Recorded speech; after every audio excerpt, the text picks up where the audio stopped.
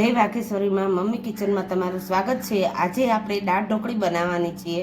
તેના માટે તુવેરની દાળ 1 વાટકી લીધી છે। તેને આપણે ધોઈને બાફવા મૂકી દઈએ। આપણે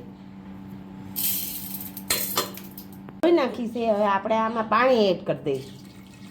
1 પાલા જેટલું પાણી નાખી અને તેમાં થોડુંક આપણે મીઠું ને હળદર પણ એડ કરી દઈએ।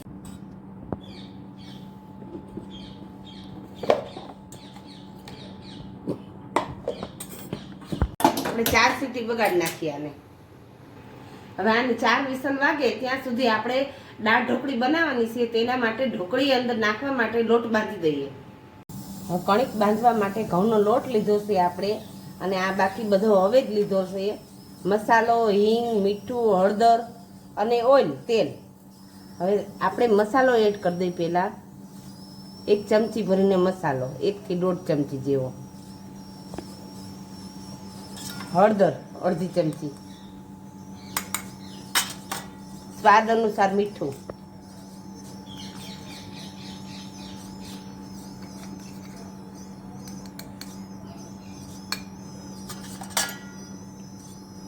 અને અડધી ચમચી હિંગ,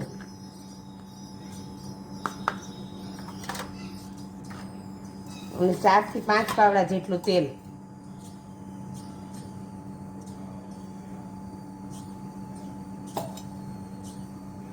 અને આ પાણી છે બાંધવા માટે।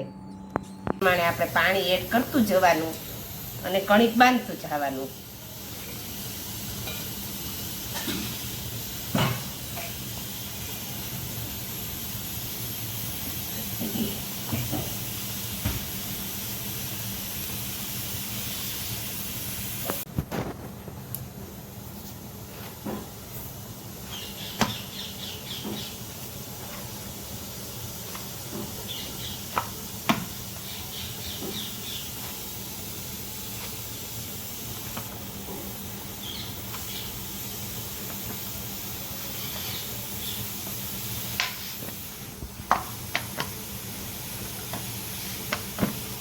કણિક બંધાઈ ગઈ છે।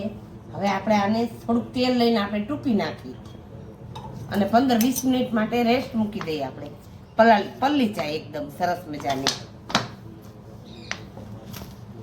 અને દાળ ઢોકળી બનાવવા માટે આ બધી કણિકનો ઉપયોગ કરવાનો નથી, વધે થેપલા બનાવી નાખવાના।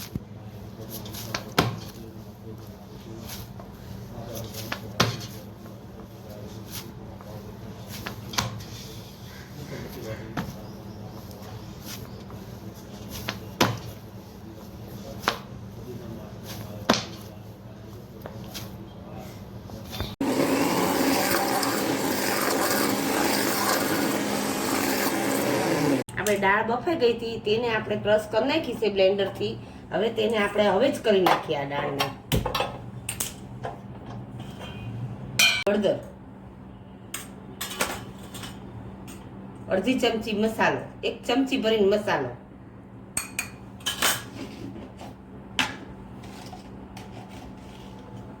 સ્વાદ અનુસાર મીઠું, કારણ કે બાફવામાં આપણે મીઠું ને હળદર બે નાખ્યું છે। આનું બટેકું છે એ ઝીણું ઝીણું સુધારી નાખ્યું છે, કાચું બટેકું એ આપણે પણ એડ કરી દઈએ। થોડાક સિંગદાણા, થોડુંક પાણી પણ એડ કરી દઈએ આપણે, કારણ કે ઢોકળી અંદર ચડવી જોઈએ એટલે પાણી જરા કરકું જ નાખવાનું। ગોળ પણ એડ કરી દઈએ।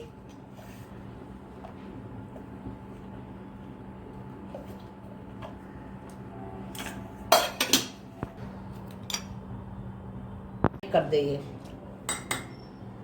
મરચાં પણ એડ કરી દઈએ આપણે। હવે આપણે હલાવી નાખીએ।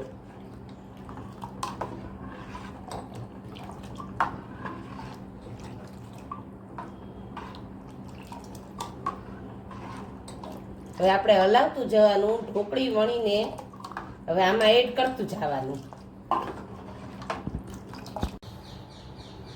આપણે આટલું ગુંડલું લેવાનું, હવે તેને આપણે વણી નાખીએ।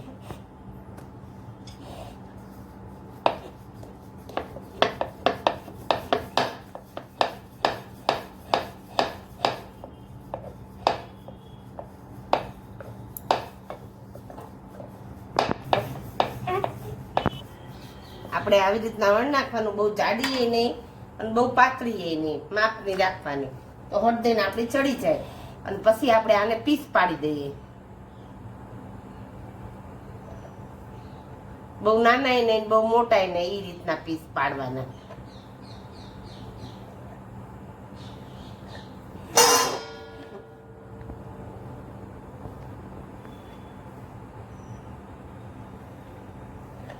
આમાં આપણે એડ કરતું જવાનું, એક છૂટી નાખવાની.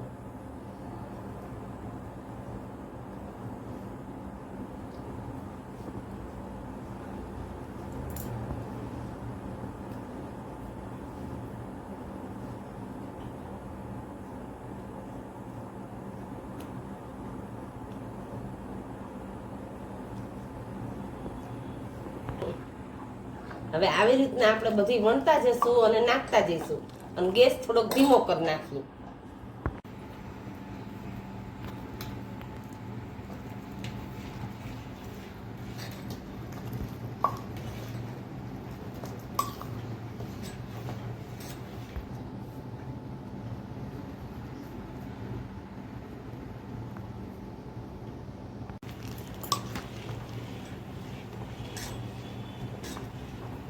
આપણે જો દાળ ઉકળે છે એકદમ સરસ મજાની, અને આપણે ઢોકળી પણ ચડવા માંડી છે.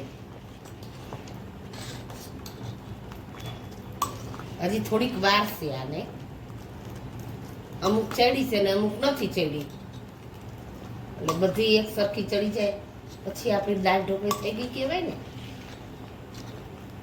ઢોકળી સરસ મજાની ચડી ગઈ છે, તેને આપણે વઘારી નાખીએ. 3 પાવડા જેટલું તેલ મૂક્યું છે.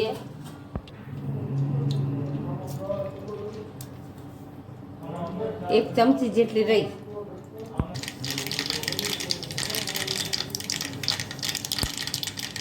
હવે આપણે રહી તતડવા માંડી છે. હવે આપણે જીરું એડ કરી દઈએ. ચાલો નાખીને આપણે એડ કરી દઈએ.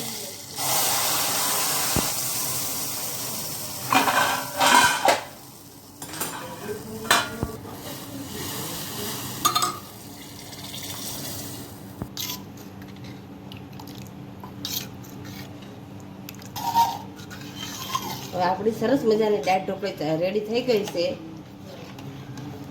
જો જાડી સરસ થઈ ગઈ છે, મજાની ચડી ગઈ છે ઢોકળી આપણી.